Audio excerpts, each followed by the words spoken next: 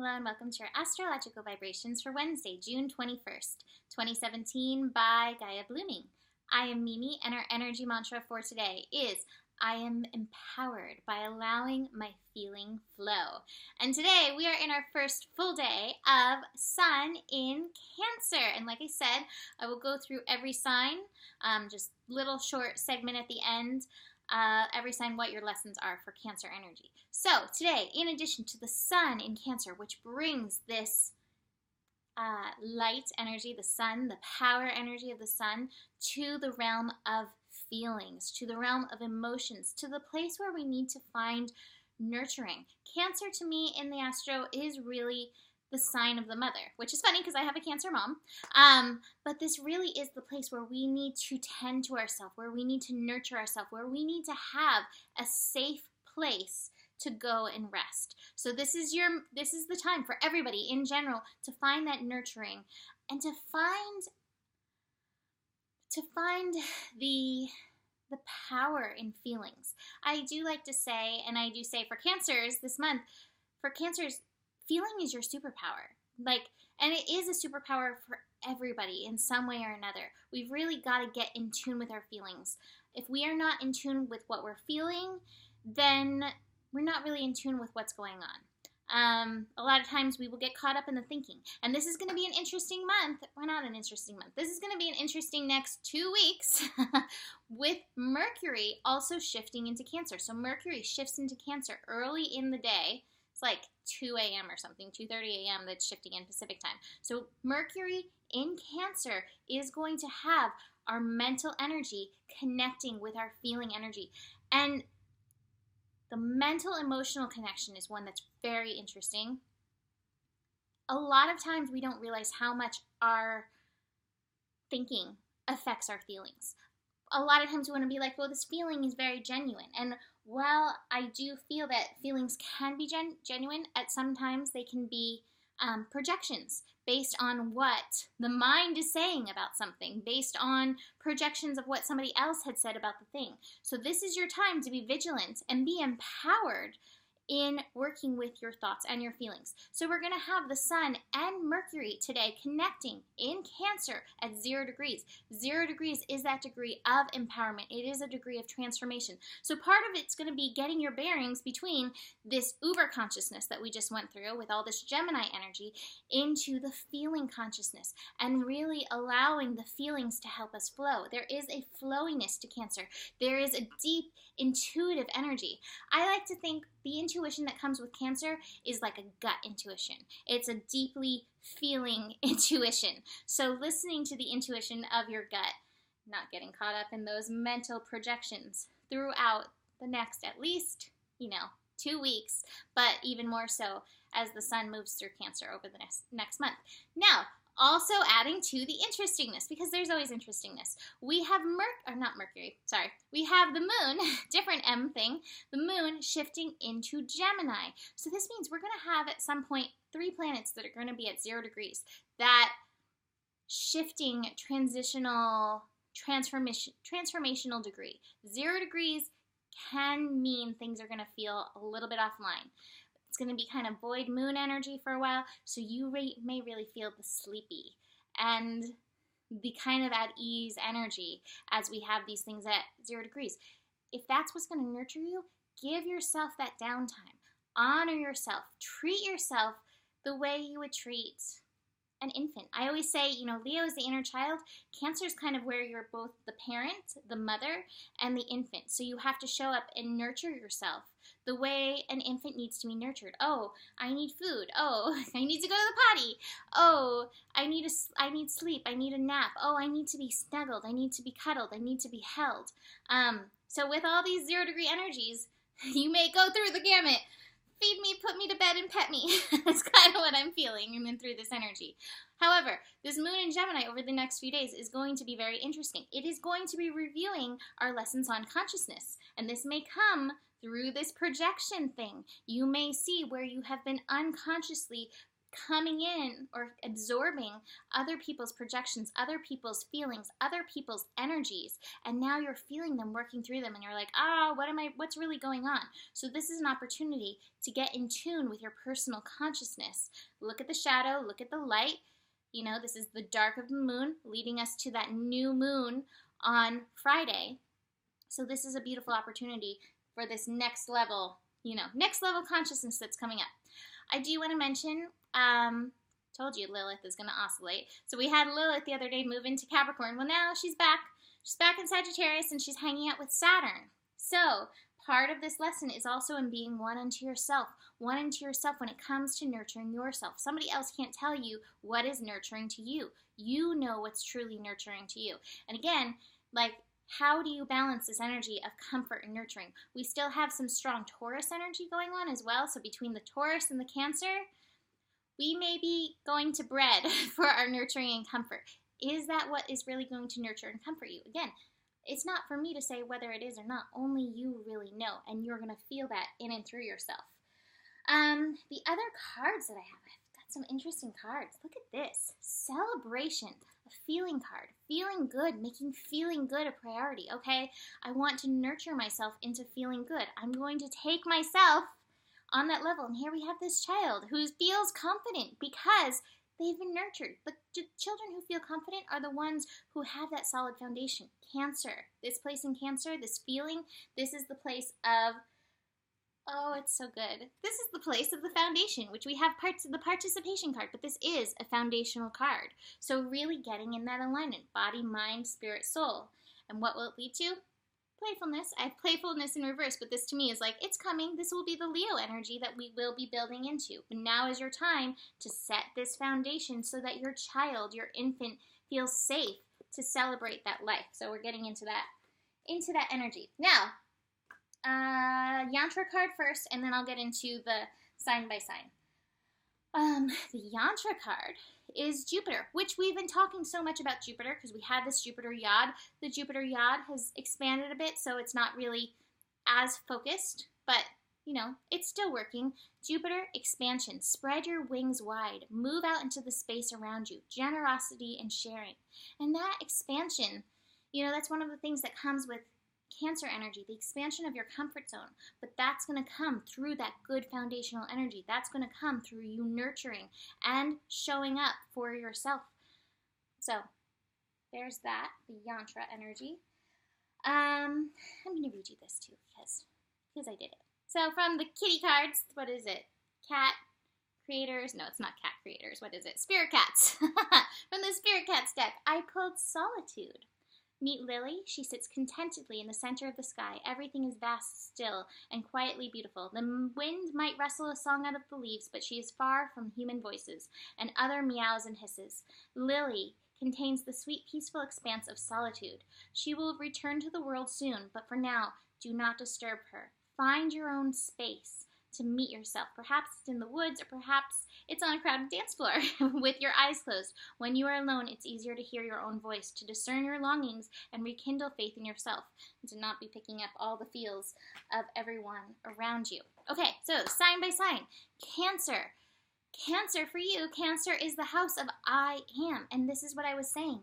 Knowing the power in your feelings, embracing the power, embracing the reason why you came in as such a feeler. I know some beautiful, powerful Cancers. I'm going to give a shout out to one of my favorites, Jilly. I like to show my Jilly art. I have some actually sitting right behind me.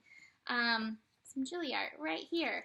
I love Jilly. She's so in tune. She is one of the most nurturing, helpful people I know. Big shout out, Jilly.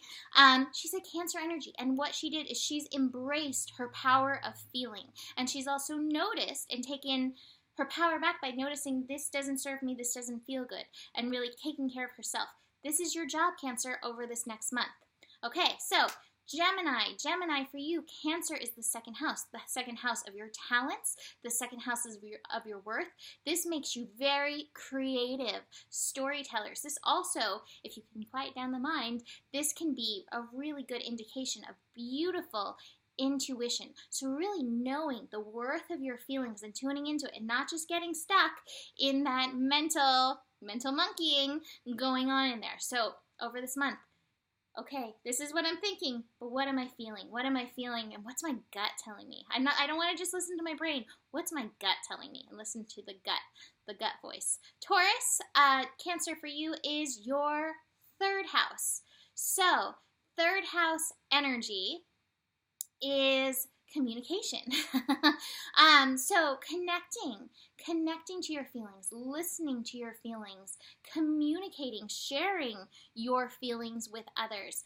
That can be really nurturing, and you may need that at this time to be able to share with somebody who's safe, who feels like a safe place for you. So being willing to communicate. And if you can't communicate with somebody, this is also a great time to maybe take up a month of journaling. Okay, I don't feel like there's anybody I can tell my feelings to, but I know I need to get them out.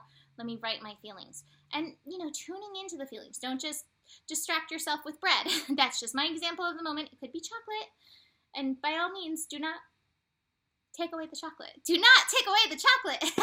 But, tune in. Listen to what's coming up. Aries, this is your fourth house, home, family, foundation. I wrote full-on nesting for you. Now, Aries are not ones to ever slow down. However, if your body is saying, take a nap, slow down for a minute, do that to nourish yourself so that you can get back, zoom on, and, back into the swing of things. But this is your time. There's not a lot of time. The Aries needs to slow down and be chill, but this is your time to slow down and be chill. And again, don't forget about your feelings when you're zip-zap zooming around. Tune in, because there are important things for you in your feelings. And you may find yourself going back into some early childhood stuff and have that come up for you. I also think with foundational energy of the fourth house, occasionally that foundational energy does also tune us into ancestral stuff. And as we are working with this Neptune retrograde, you may find that surfacing for you. So pay attention. Listen up, Aries. Pisces, this is your fifth house. One of my favorite houses. Fifth house is the house of the inner child. It is the house of creativity. So nurturing yourself through your creative ventures, nurturing yourself through getting together with the playful people, the people who light up your life in playful ways. Letting your inner child run amok. Maybe not amok. We talked about that in GPS. Maybe not amok, but, let your inner child come out and have a little freedom. It's the perfect time for it, summer. Aquarius, Cancer is your sixth house. Sixth house is, to me, the physical body.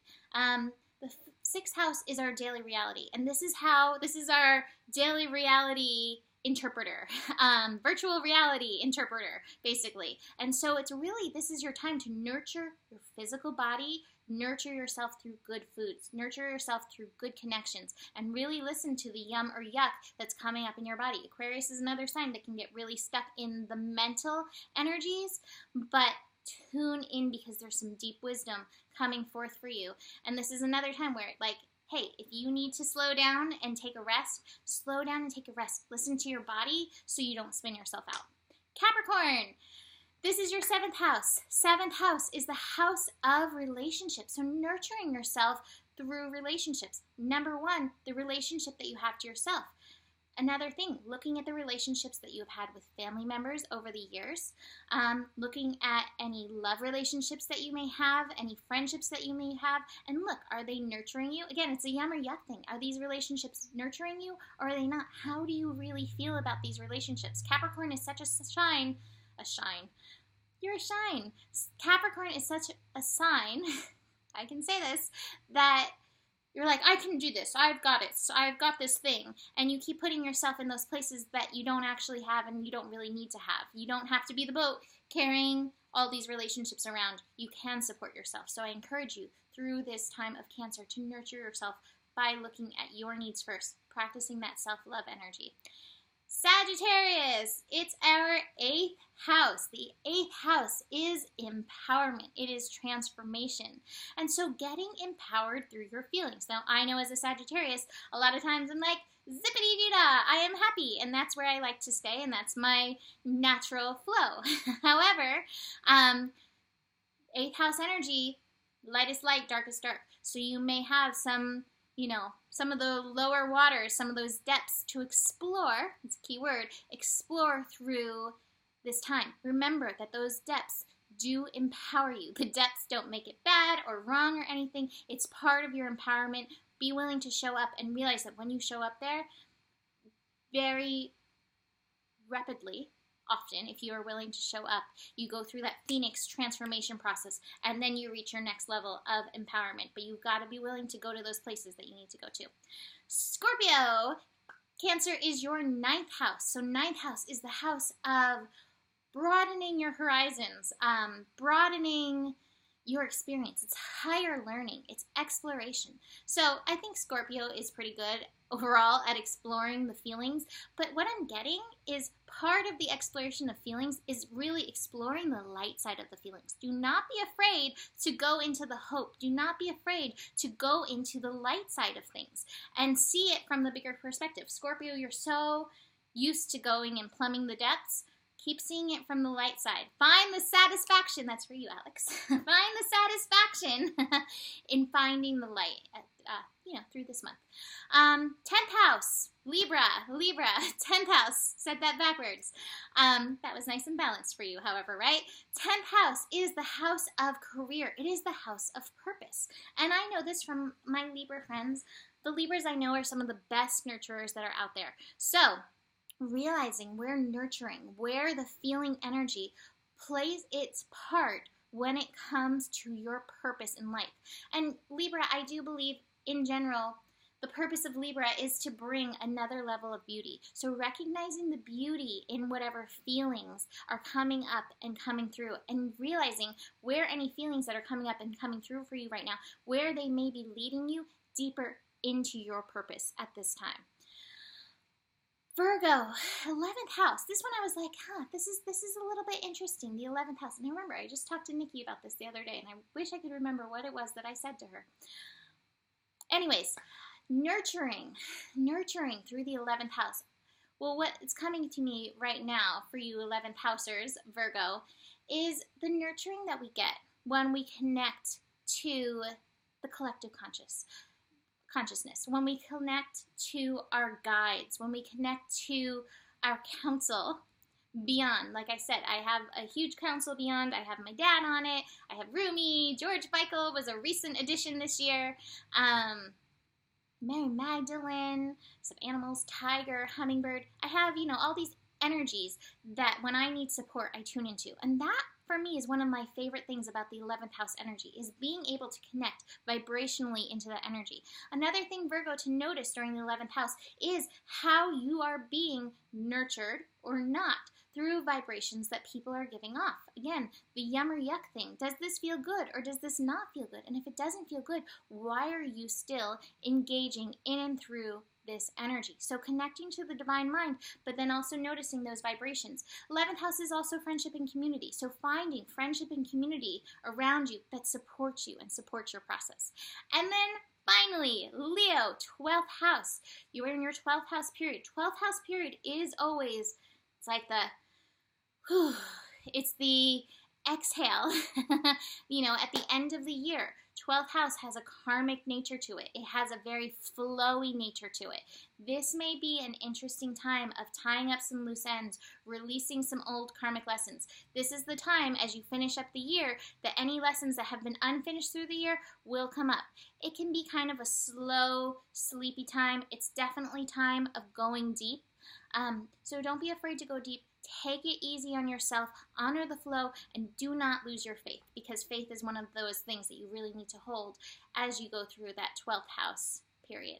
So that is it for all of the signs for Cancer. I hope you enjoy that. I have my reading sale going if you want to dive deeper into anything. That is at GaiaBlooming.com.